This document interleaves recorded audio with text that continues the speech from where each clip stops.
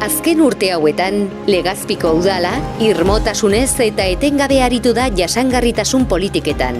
Aipagarria da, zein kalitate onekoa den bere tokiko ekintza planaren urteko kudeaketa eredua. Bertan ditu planaren exekuzio mailaren ebaluaketa, tokiko jasangarritasun adierazleen kalkulua eta ekintzen programazioa. Garrantzi handia ematen dio Legazpik, etorkizuneko ekintzak programatzeari.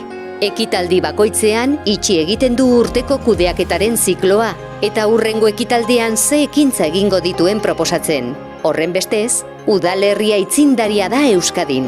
Gipuzkoako udalerri honek plangintzarako eta kudeaketarako berariazko tresna batzuk garatu ditu. Politikak exekutatzeko eta tokiko ekintza plana betetzeko lagungarri, honako gai hauetan besteak beste. Mugikortasuna, erosketa eta kontratazio publiko berdea, edo kontsumo jasangarria. Legazpi 2030 klima aldaketa eta garapen jasangarrirako estrategian jasota daude esparru horiek guztiak. Estrategia horrek klima aldaketari heltzen dio, bai hartara egokitzeko, bai ura leuntzeko.